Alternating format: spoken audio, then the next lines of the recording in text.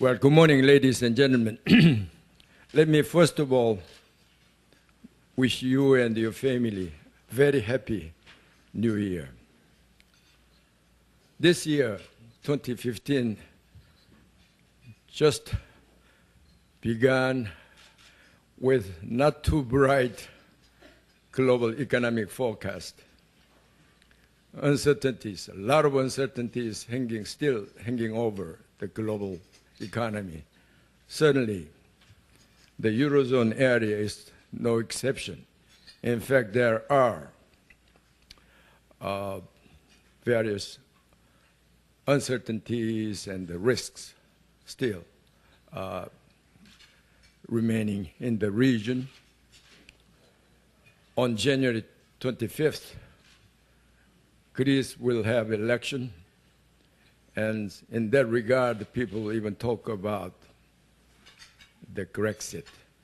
The possibility may not be, the probability may not be that high, but that is one of the, certainly a concern. This morning, we are very, very fortunate to have guest speaker who can tell us all about the Eurozone and the EU-wide economies and enlighten us all these critical issues and maybe global financial issues. The guest speaker this morning is Jeroen Dijsselbloem, who is Minister of Finance of Netherlands. Simultaneously, he is the president of the Eurogroup of finance ministers, which is a very important body. I understand that this group, as chairman, actually, the minister, in charge of drawing up Eurogroup's work program and also represents the Eurogroup's meetings with third parties and international forums. I understand the term is 2.5 years, and he has been there since February 2013. He also was elected as the Board of Governors of the European Stability Mechanism as a chairman there. And I know that the Minister Dijsselbloem has had a very successful career in Dutch politics and public administration. And he has a long resume of outstanding achievements in those areas. I don't think I'll go through all his achievements. Well, with this very short introduction, I'd like to invite. But before I do that, I just want to recognize his member of delegation, particularly the Mr. Hans Wielbrief, who is Treasury General at the Ministry of Finance, Dutch Ministry of Finance. Welcome to Seoul. And the rest of the delegation, I don't have time to introduce all of you. But at the same time, before I invite Minister to speak, I just want to introduce to you our new ambassador from Netherlands. The ambassador Ambrit just arrived in Korea only a couple of weeks ago, but he is not, actually he has been in Korea in early 90s, so he's not just new to Korea. Welcome back to Seoul. And of course, we have the ambassador, EU ambassador, with us this morning. And we have Ambassador the Reading from Switzerland and Prakash from India. And actually, out of a very busy National Assembly schedule, we have our political leader and the National Assemblyman, Mr. Lee. Well, because of time constraint, I don't think I can recognize everyone here. But with this, I'd like to invite the Minister Dijsselbloem to tell us all about Eurozone economies and global economy. Well, please join me in welcoming.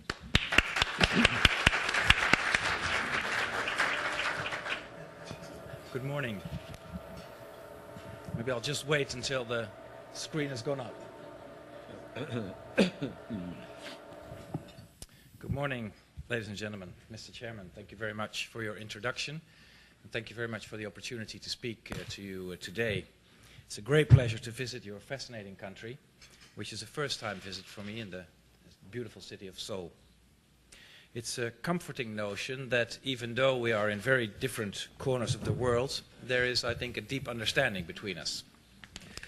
We have a common view of the world. We share a belief in innovation, and we share the need to respond to change. Just like Europe, Korea has reinvented itself. You opened up, you welcome impulses from abroad, you welcome them with open arms, and this change has paid off. Korea has a strong and resilient economy. You have undergone a transformation from an agricultural economy to an international one, based on innovation, technology, and export. Walk into any European department store and you'll see televisions and many other products from Korea, for example, from Samsung. Call someone in Europe and the chances are you'll be connected to a phone made by LG. Drive on European roads and you'll see Hyundais and Kias. Korea is also one of the few economies that has weathered the worldwide economic crisis relatively well. But as you know, change is constant, and even though you're strong, you still have to adapt to change. For one thing, we're both growing old. This goes for all of us, by the way, but I'm talking about our societies. Aging is a big issue in both our regions. We both have to adjust to this, and I'm happy to see we're doing all we can to learn from each other's experiences. In Europe, we're facing a new reality, which is forcing us to reevaluate our institutions, our social institutions, our welfare system, and our expectations. In short, our economies. Let me give you some background information about the euro area, also known as the Eurozone.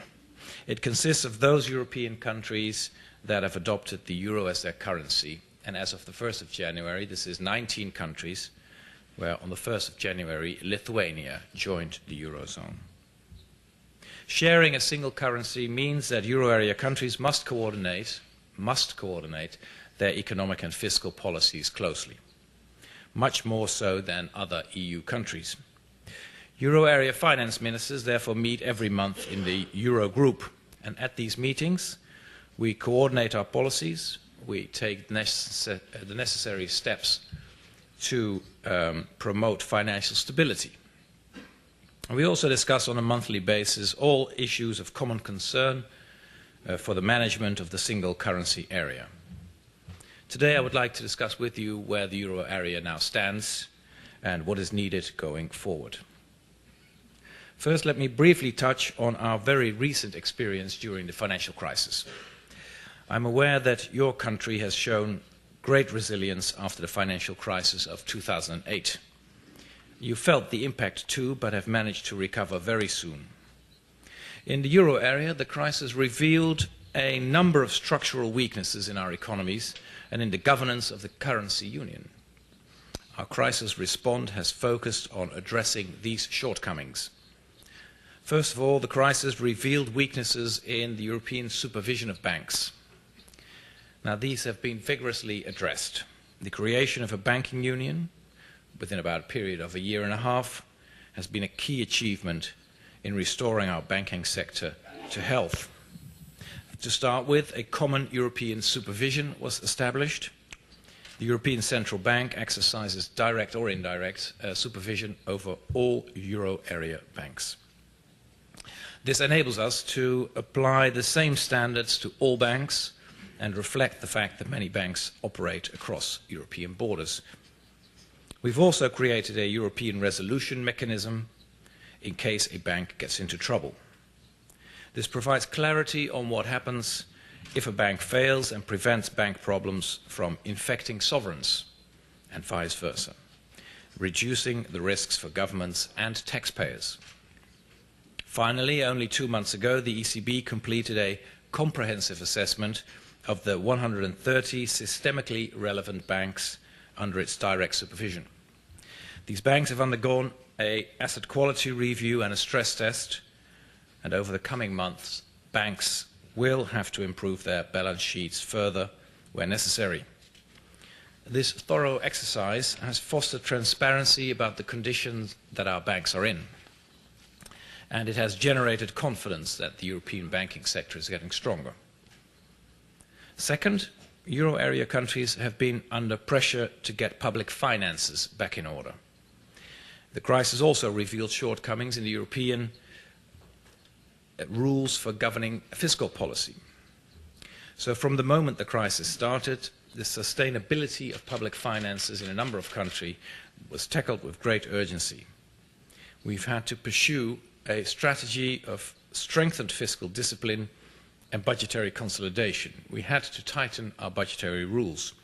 We created a mechanism for monitoring possible macroeconomic imbalances, and we strengthened the European Commission's role in the surveillance process. For example, only last December we discussed all the euro area draft budgetary plans in the Eurogroup. Not an easy discussion, but our candid and robust debate reflects our common interests and commitment to the rules of the Growth and Stability Pact. Finally, the euro area confronted many euro area states with underlying structural weaknesses in our economies. First, support for countries under pressure from financial markets has been combined with vigorous reform. And I want to underline the significant effort made by those countries, which we generally know as program countries: Greece, Portugal, Ireland, Spain, and Cyprus. They have pursued strong reform agendas and continue to do so. Their people have made painful sacrifices, and many countries have suffered a major loss of income. But also other countries like the Baltics, Estonia, Latvia, Lithuania, and if I may say also the Netherlands, have worked hard in terms of structural reforms to strengthen the economies. And now you see that all the countries that have implemented tough reforms have all achieved positive growth rates once again in 2014. And this year, all these countries are expected to grow faster than the Eurozone average. To sum up, we didn't only tackle our short-term problems. We realized that our architecture and our rules were incomplete and needed improvement. We did not waste a good crisis. And thanks to all the measures we've taken, the Eurozone is now stronger than it was before the crisis. So where do we stand now? Growth is picking up, but it's still weak and it's slower than we would like. The peak in unemployment is over, and in many countries, but still in many countries, too many people are left without a job. Inflation remains subdued, and in some euro areas economies, prices have fallen. There is currently a lot of focus on low inflation, especially, of course, in circles of economists. The question is, how alarming is low inflation for the Eurozone? To answer this question, let me start with the causes of the low inflation. A large role is played by low food and energy prices. Of course, you also know this in Korea. This explains a large part of the effect. Low prices can also be explained by demand and supply side dynamics. and it's very difficult sometimes to distinguish between the two. But a number of euro area countries have implemented serious reforms agendas, have increased their productivity, have cut their costs, and this has led to a relative price adjustments and made prices fall. But at the same time, it made the economy stronger. A clear example of this is, for example, Spain.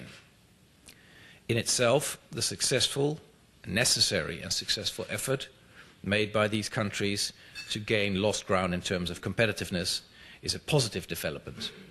And in that sense, the low inflation for them is a sign of this positive development. At the same time, we're not done yet. The euro area needs a comprehensive growth strategy. We need a strong and coherent policies in all relevant policy areas. Sound monetary and fiscal policy, high-quality investments, and ambitious structural reforms. And we need to connect the different policy strands. Let me start with the support provided by the ECB's monetary policy. Like many other central banks, the ECB is confronted with the zero lower bound. In response, and in the context of a weak euro area economy, it has resorted to unconventional monetary measures. These days, monetary policy, and quantitative easing in particular, is a topic of lively debate in many countries, but certainly in the Eurozone. One point to make here is that monetary policy will only be effective in combination with sound policies in other areas. In other words, it will not take politicians off the hook. They still have to do their work. We want the liquidity provided by the ECB to finance productive investments in the real economy instead of creating bubbles. And this means we have to take the right structural measures as well. Restoring our banks to health, as I mentioned earlier, has been key. And going forward, we need measures to boost attractive private investment opportunities. Besides the monetary policy, we need sound fiscal policies with an eye to our aging continent and keeping our social security system future-proof. Healthy public finances remain top priority. Korea faces the same challenges but has healthier public finances. The situation in the euro area is different. Therefore, from the moment the crisis started, the sustainability of public finances was tackled with great urgency. And we've pursued a strategy of stronger fiscal discipline and budgetary consolidation. In this context, the Growth and Stability Pact is key. It is a rule-based framework for the coordination of national fiscal policies in the complete European Union. It imposes fiscal discipline with limits on budget deficits and debt. It functions as an anchor of confidence, not just the confidence among euro area countries, but also the confidence for the financial markets putting their money in the euro area. And all countries, large and small, should abide by these rules. The third element of our coherent policy mix is investment. Investment levels across Europe are too low and must be raised. In November, the new European Commission presented a €315 billion private and public investment program, equivalent to about 404 trillion won. This plan has three pillars. It mobilizes capital for investment through a European Fund for Strategic Investments. It brings together viable investments, projects, and public and private financing. And thirdly, it contains measures to strengthen our investment climate. This includes better regulation, the development of capital markets union, and the completion of the internal market.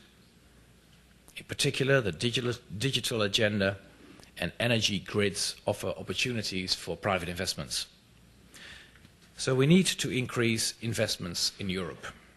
And most of the increase has to come from private sources. To achieve this, we need to attract private investors.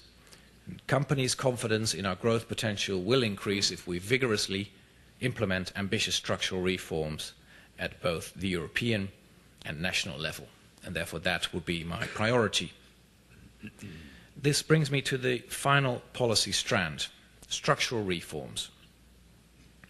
No stimulus, in my mind, can replace the need to make our economies more competitive and fit for the 21st century. Years of strong credit-fueled growth have masked some of our structural weaknesses, and a number of serious challenges still lie ahead of us, such as aging and globalization. In Europe, we aim to address these weaknesses by structural reforms. We need to improve our labor markets, lower the tax wedge on labor, and further improve the skills of our labor force. We need to make our product markets more flexible, modernize our welfare system, and improve the quality of research and innovation. And that's why we need to focus on what we have already achieved and on the potential benefits that still lie ahead. In its Going for Growth report, the OECD presents the achievements of reforms in Europe over the last 2 years. And it shows that Greece, Italy, and Spain have reduced regulatory barriers to competition. Ireland and Slovakia have strengthened research and development and innovation incentives. Countries like France, Italy, the Netherlands, Portugal have reduced their problems in labor markets, and I could go on with examples. But we're not there yet. Take, for instance, the problem of protected sectors and professions. The European Commission has identified no fewer than 4,700 regulated professions in our EU countries. Now, some of these make sense, such as medical specialists. We all like to be sure that the medical specialist we visit has actually studied medicine. But others, much less so. For example, golf instructors or second-hand car salesmen. There really is no need why all of these professions need to have a protected status in different countries. It needs to be opened up. It's an issue we must continue to address. Other long-term issues of importance are the age of retirement or dealing with the costs of healthcare in an aging society. Implementing the right reforms can boost growth. The OECD has calculated that adopting best practices in labor and product markets could increase the Eurozone's output by more than 6% over 10 years. In the Eurogroup, I like to say, let's get this potential. Yes, let's use it. In Europe, concerns about the fragile state of the economy are having a big impact on the discussion about structural reform. For the euro area, a number of reform measures will not only strengthen our potential growth in the longer run, but may actually also increase demand in the short run. It is a myth that the impact of reform is only felt in the distant future. Take, for example, measures to improve the tax system, or reduce red tape, or lower regulatory barriers. These can spur investments in the very short term. Reducing the tax wedge could also bring benefits to many euro area countries, and many countries are at this moment working on this issue, an issue which impacts both the supply and the demand side of the economy. Finally, increasing the pension age and extending the work week can also improve public finances, even in the short term. My previous points underline the links between policies in the different areas. A growth strategy for the Eurozone requires to connect all these policy strands, an approach endorsed by the European Council, which will discuss ways of strengthening our monetary union in the coming months. And together with President Juncker, President Draghi, President Tusk, we will work on improving the coordination of our economic policies. We should put growth and jobs at the top of our priority list. We have to seize the opportunities ahead of us. We have to act promptly and vigorously, so our work focuses on the delivery of key reforms. To this end, we can do more to integrate reforms and budgetary efforts. And the European Commission has only this week put forward some proposals regarding flexibility in the budgetary rules to make room for reforms and investments. And I welcome these proposals very much. So I advocate a more integrated assessment of compliance with our budgetary rules and the European Commission's reform recommendations. I come to my conclusions, ladies and gentlemen. In Europe, the oak is considered the strongest of all trees. Oaks are usually the last tree still standing after the storm. But if the storm becomes a hurricane, even the mighty oak might fall. Korea and Europe have both withstood seemingly unstoppable storms during the last decades. We did not fall, so perhaps we are not oaks. If necessary, we change our form. If necessary, we move with the wind. We bend with it, landing in a different direction, but we don't fall. We're not the oak, we are the bamboo. Making changes in the face of new circumstances is different for anyone, anywhere. It's not easy to switch to a new approach, especially when you've known the taste of success in the past. Yet it can be done. And I strongly believe the best is yet to come for both parts of our world, your part of the world and mine, for our companies, our economies, and our people. But perhaps most importantly, for the friendship between the countries of the Eurozone and Korea. May that friendship sustain us in our quest for a renewed economic growth. Thank you very much. Well, thank you very much for very comprehensive coverage of Eurozone's economic terrain and the policy areas in terms of what has been achieved so far and the future policy agenda. With this very general, the picture of the Eurozone economy and this presentation, I would like to invite some comments and questions from the floor. Yes, Ambassador Prakash, please. Good morning, Minister. I am Vishnu Prakash, the Ambassador of India. First of all, compliments for a very interesting presentation. You gave a very important perspective for all of us in Asia, Europe. EU and Europe is very, very important, so we have a vested interest in the success of Europe. You very rightly spoke and gave an interesting perspective on the comprehensive growth strategies that you are wanting to follow, and you outlined some of them. You outlined some of the growth drivers. But in my view, you just made a passing reference to the biggest challenge that Europe has, a critical challenge, and that is the demographic challenge. And the demographic challenge is not sometime in the future, it is today, it is yesterday. And some of the figures that I hear are startling, that by 2020, the median age in Europe will be 49 years. Whereas in China will be 37 years and India will be 29 years. So if the median age in Europe is going to be 49 years by 2020, and there is an immigration fatigue or even a backlash, how do you intend to tackle that challenge? What is the game plan? Because at the end of the day, economy is all about people. Growth is all about people. Thank you, sir. Okay. Why don't you invite a couple more, and Dr. Kim and Professor Hong. Yes, Dr. Kim, please make your comments as brief as possible. Adding to Ambassador Prakash's divergence issue, another challenge in Europe faces is the divergence of the economy within the region. Now, on the single currency, this creates tremendous problems, particularly without sovereign power to unify the nation. How do you see this long-term, the problem can be solved? Minister, I would like your view and opinion about recent cheaper oil situation, especially.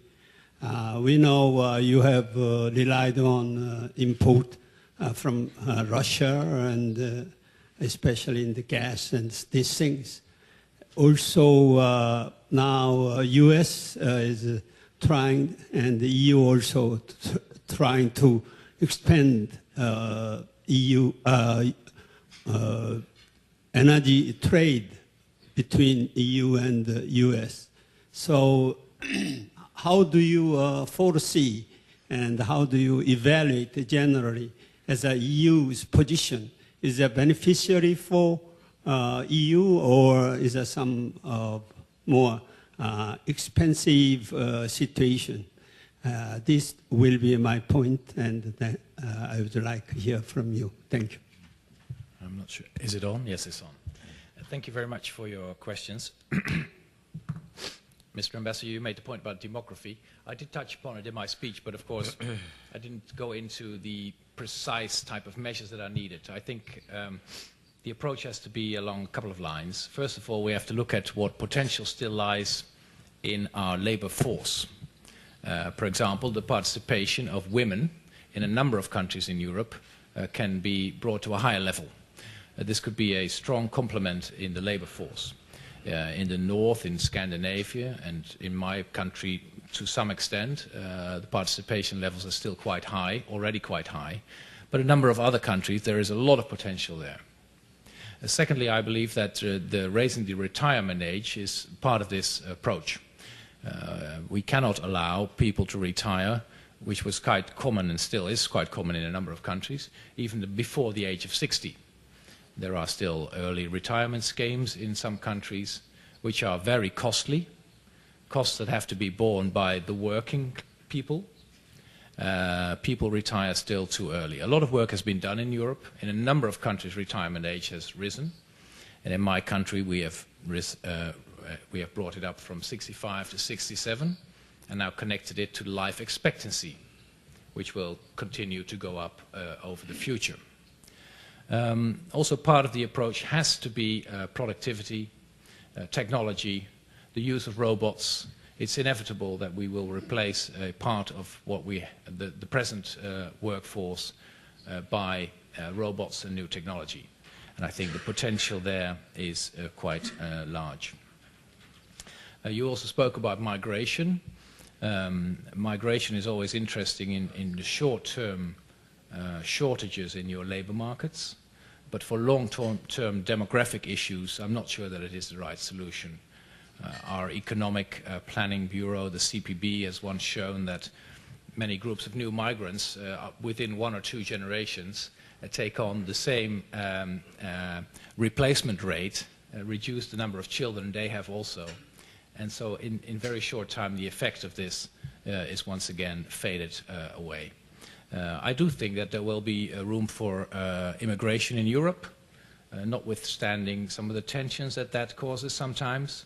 I do believe that migration will be part of the European economy, but it is not the answer to demographic problems. So it will have to be a multi-strand approach, increasing the potential that we still have, sorry, and also working on technological replacements where necessary and where possible. The second question was about diversions between countries within a monetary union. It's interesting to see, and the World Bank once published a report on this, which was called Golden Growth. And in this report, they described the European Union as a convergence machine. The European Union has been tremendously successful in a process of convergence. For example, when Spain and Portugal became a member in the 80s, very rapidly their wealth increased.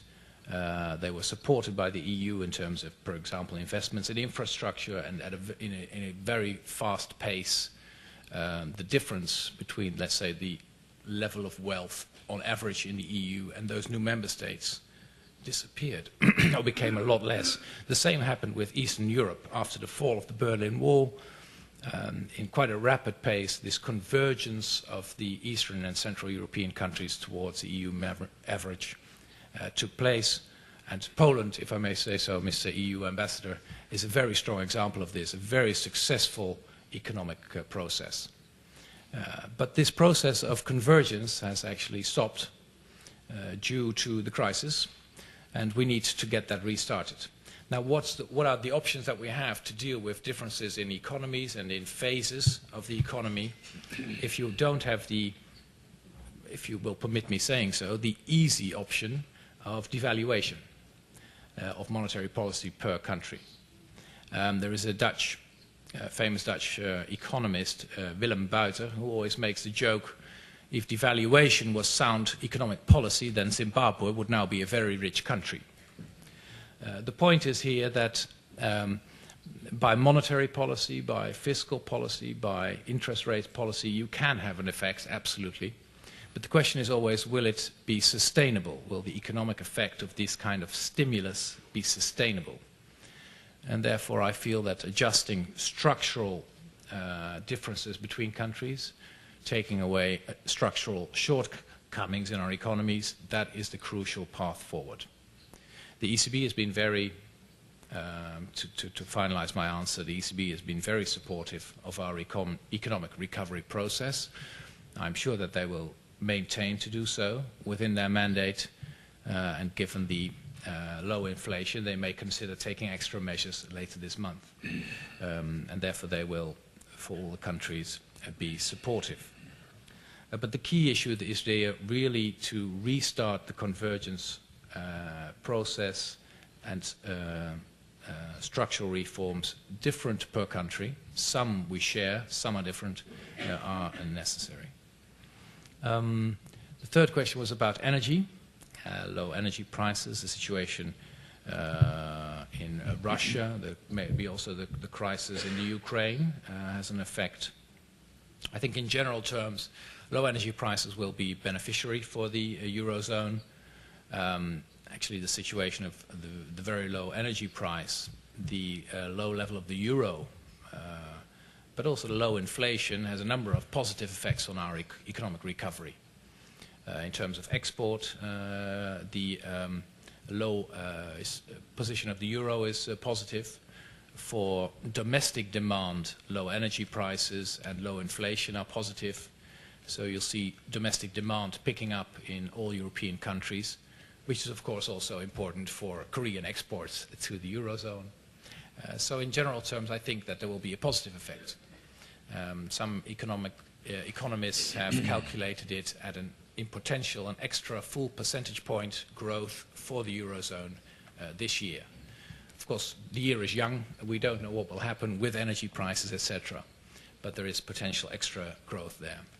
And that also makes me rather optimistic about this year. It will be a better year than last year. Growth will continue picking up if I look at it at the moment. Perhaps, even though you've not asked, I'll say a little more about Greece, because I know it is... Yes, I was going to, yes. Yes. You mentioned it in your introduction. My answer about the Greek situation is pretty basic. We are all democratic countries. We have elections every now and then, and I do not consider elections a factor of instability. We will continue to work together in Europe. There are always... Someone said to me, but this year is an election year. And I said, well, actually, if you look closely, every year is an election year in Europe. We have 28 countries, 19 Eurozone countries. We have European elections, national elections, regional elections. There are always elections. And we must not be distracted. Our cooperation is not a temporary thing. It will not be upset by elections. We will continue it. And the same goes for Greece. Greece is still, as you know, the program for Spain, which regarded the Spanish banks, was completed first. Then Ireland left its program, is now fully financially independent again. Then Portugal left the program successfully. Now we have only two countries left in the program, Cyprus and Greece. Cyprus entered the program late due to a banking crisis, but they are doing relatively well, recovering faster than we expected. And that brings me to Greece. The second Greek program will expire on the 1st of March. And we need to finalize it. And then we need to discuss with the Greek government the future, because I think that some form of support will be necessary. This is not a new statement. The Greek government has also expressed the need for example, what we call enhanced conditioned credit line, which is a kind of a follow-up program. Whomever is the new Greek government, we will talk with them as soon as they are in office, and we will negotiate the outlines of this further support. But the support will be necessary. We stand ready to give it. And the only thing I can say to Greece, whomever is the new government, do not waste the efforts that have been put in so far. A lot of effort has been put in terms of political capital, economic capital, but also social capital. It has come at a price. They have been difficult measures for Greece, but the effects are starting to show. The economic situation in Greece is much better than it was 2 years ago, and I think we should continue on that path. So whoever wins the elections, we will work closely with them. Well, that's good news. And Greece is not really a big country in terms of economic size and population, only about 11 million and less than 2% of EU-wide GDP. But still, the global economy was impacted by the financial policies of Cyprus, which has population of less than 1 million. And so we are very interdependent and connected, globalized world. That's why we are concerned about Greece. I mean, we, the global community as a whole. And we just hope that new leader, whoever is get elected, get compromised with the EU and Eurozone leaders so that they can have sustainable strategy. I think that will happen as well. I think the Brexit is a possibility, but not probability is not that high. And people talk about the Brexit, but I think for the interest of Greek people and the Eurozone all for the continuation of Eurozone intact. So I think that will happen and it's more comforting to listen from you. And another question I think the general public is interested in sharing your views is Mario Draghi's the possible launch of QE this year. I think that will happen, but the question is how big and in what form. Could you share some of your views on this? And you know, in Europe, there's northern views and southern views, and austerity versus stimulus. And you talked to, I had opportunity to talk with Mario Monti and Tremonti only a couple months ago in Rome, and share their views. And of course, Mario Monti is still working closely with Juncker and others. And so, but at least they told me that, you know, the prevailing southern views, and then compared to northern view, which emphasize on structural reform, I fully agree with, but simultaneously you have to have a short-term package as well, going as well. So the thing is how you manage, compromise this. In that regard, I think Mario Draghi will put it in the quantitative easing in some form in some time to come. So do you think in what form and how big the package will come? And then you said, which also I agree, the Eurozone economy will grow this year, and which is very good, not only for Eurozone, but the rest of the world. But the thing is still somewhere around 1% level, and so we have to do more. I mean, the Eurozone policymakers, as you said, there's a full of agenda. But the thing is, in a political, the leadership and the political commitments, and but Chancellor Merkel, for example, faced a domestic political reality, and she has to deal with domestic politics so that she can do more for the Eurozone as a whole. So you put all things in very optimistic terms, which I think, in broader speaking, is right view. But you think all these things will work out quite well in reality? I always like to think about reality, rather than dream about what could be. When I became the president of the Eurozone came out of a very, very deep crisis, which has left a couple of traumas. One of the traumas is that the North and the South were divided. And I have put a lot of energy into break that tension between the Northern vision and the Southern vision. And I don't think that is that distinction is still quite so clear. For example, let's take Spain and Portugal.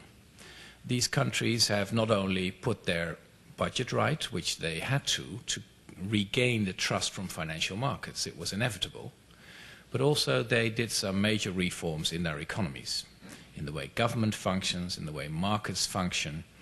Opportunities for business were improved.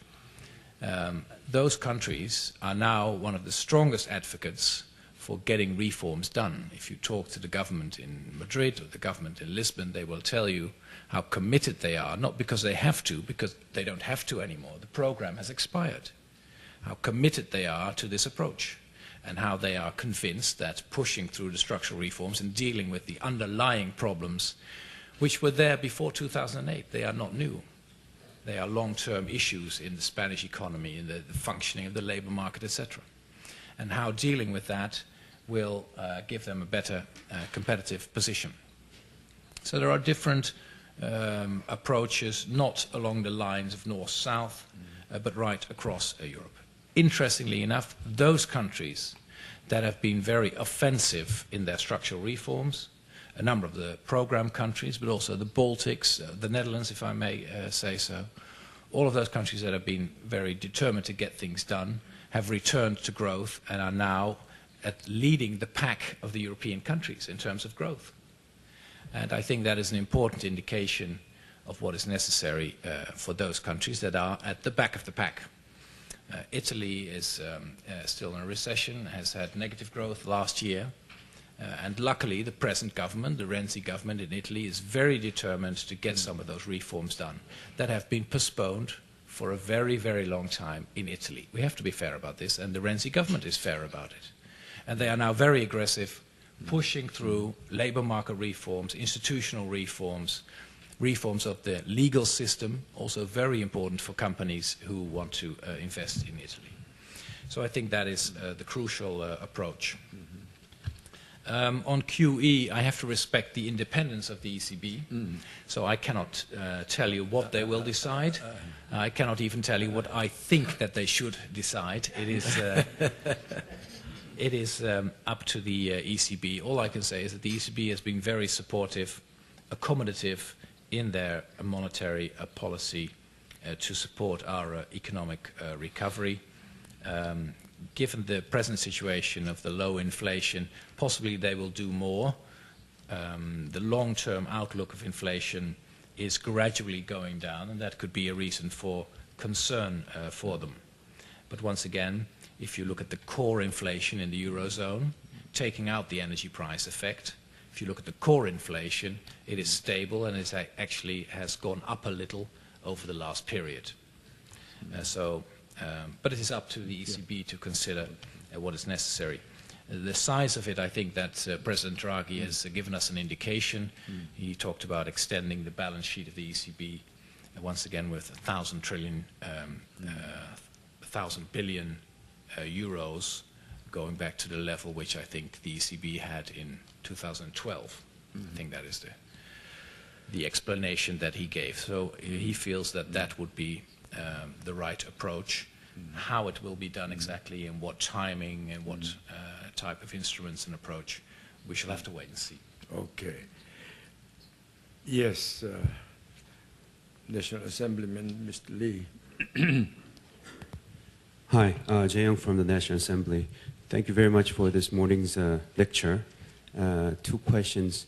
You did talk about Greece, but looking at their election and looking at the election slogans, they do talk a lot about going back to the previous welfare system. And I wonder whether it is, even within these slogans, whether the European Union is still ready to work with the Greek government, new Greek government, within this mood. And I was wondering whether this going back to previous welfare system is a change of mood within the Europe in general, because a lot of countries did take the conservative measures a few years ago. Second question is, inequality is an issue everywhere. We talked about the regional inequality a bit, but I wonder whether within Netherlands or as a collectively, the politicians in Europe is doing something particular to address this issue. Okay. Yeah, yes. Leading international lawyer Thank you very in much. Korea. Yes. T.S. Chung, I'm an attorney with a law firm here called Yul Chun. Thank you for a very excellent presentation. One of the things that you mentioned kind of caught my ears, that is not wasting a good crisis.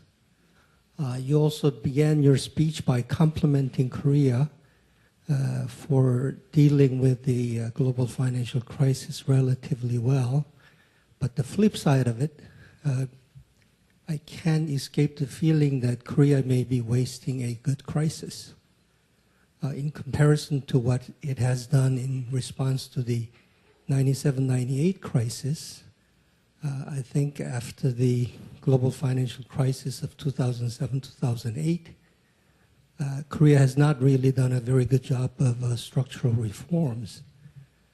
You mentioned a lot of things in your speech, but since you're in Korea now, maybe you can make some comments on some key structural reforms or other things that you think Korea should do, and maybe also a comment on how you feel the EU-Korea FTA has performed since its implementation. Okay, just one more, please. Yes. Hi, I work for ING Bank in Seoul, and I have a quick question about the banking industry. Since financial crisis in global financial crisis, banking industry in Europe went through a lot of crises, back and forth, restructuring, stress tests, all these things. What is your view on the banking industry right now in Europe in general? Is it that when Europe is getting into another crisis, they will get into another crisis together with the economy, or they will be much better in this time? Okay, that's enough. Yes, thank you. First of all, your question, Mr. Assemblyman, thank you very much. Your first question was about Greece, and you're right that in the elections in Greece, some politicians tend to promise that everything could return the way it was. Now, you as a politician knows that things never become as they were. You must move forward. Key here is that Europe has a very strong social model.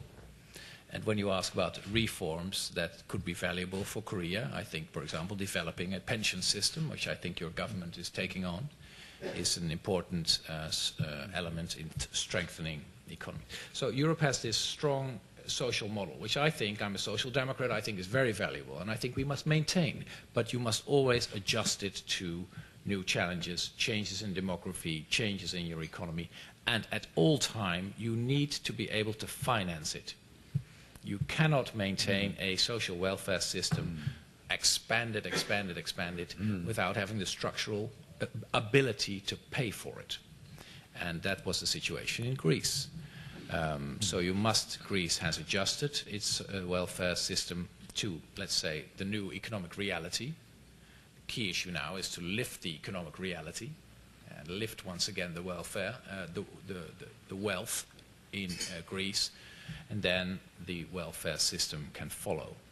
I'm afraid it's not possible the other way around. And I'm saying this as an economist. I cannot see how you can have an expanded welfare system if your wealth has gone to a lower level.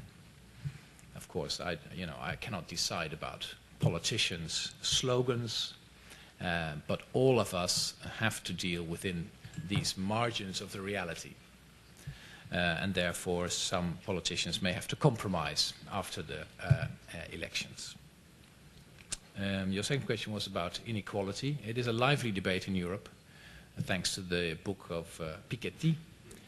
Differences are quite large in different countries in Europe. Some countries, some societies are much more egalitarian than others. France and the Netherlands have quite a, well, certainly the Netherlands has quite, and Scandinavia have quite egalitarian differences in income. Wealth is sometimes unevenly distributed, so it varies very much per country. But it is a big issue. And in my country, we're going to modernize our tax system. Starting this year, a major tax reform will take place, and I'm sure that this issue of equality, fairness, will be an element of that. But key, actually, in that tax reform, and a number of European countries are overhauling their tax system, is the functioning of the labor market and reducing the tax wedge on labor.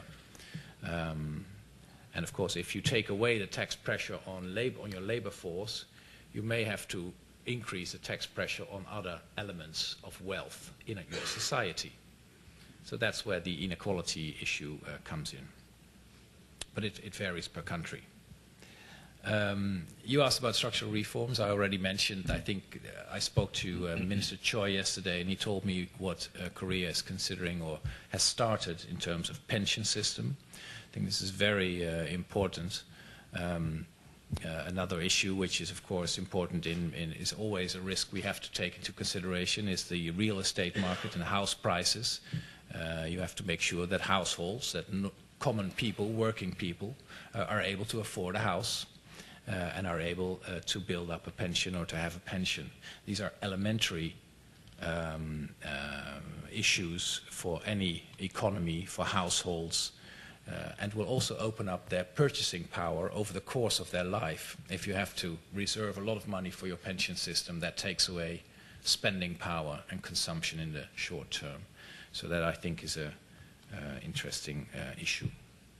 You asked my opinion about the FTE, the trade agreements. I am very much in favor of these trade agreements. Korea, I think, has a number of trade agreements with different countries, and I think that is part of your success.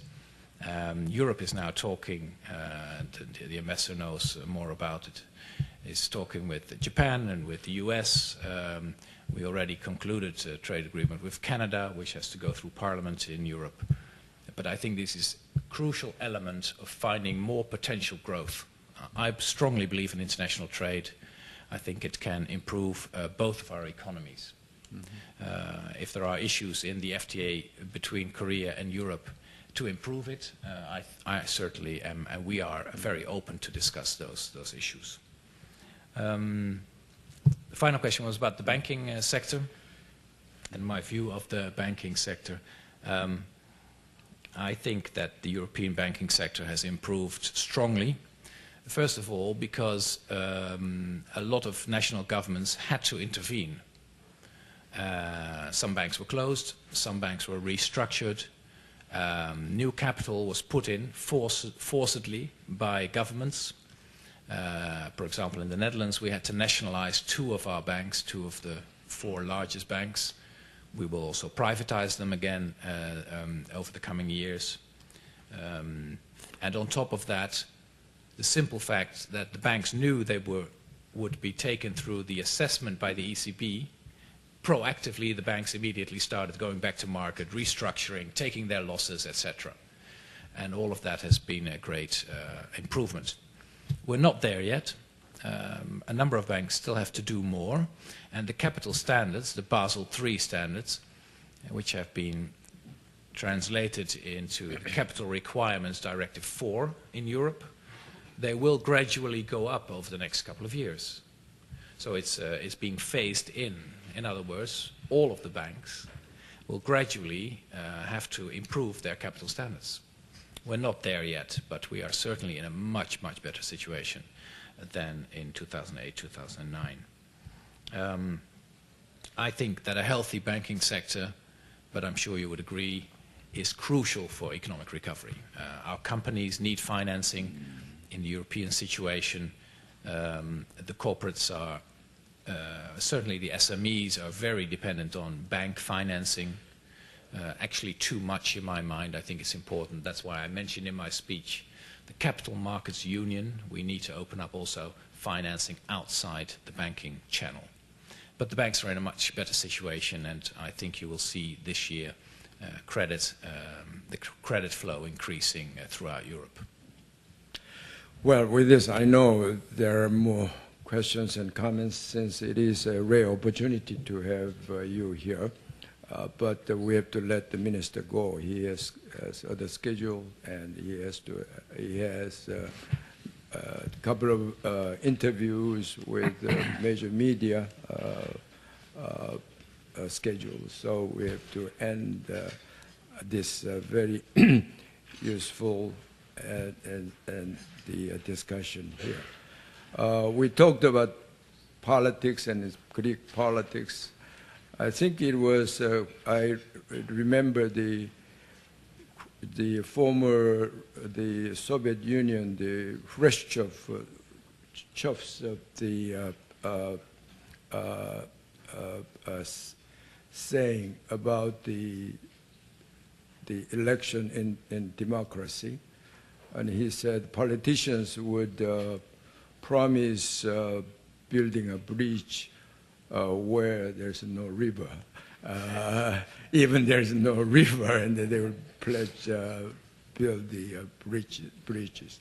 But in any case, but after get elected, that they change their mind. I hope after the election in Greece, the new leader, as you said, will come up with some compromise, and which will be good news to the rest of the world. And we end this session with a more optimistic note about Europe, which is good. In fact, the World Bank yesterday, I think, the day before yesterday, came out with a new global outlook, which was a little lower than the previous one. And the only bright spot in the world economy is the U.S., which is the first engine. So the global economy is as if it one engine, the plane. But we hope the Eurozone economy will get better and become a side engine to push the global economy going. Well, with your leadership, I'm sure you will do well there. Well, with this, we have to end, and please join me in thanking the minister.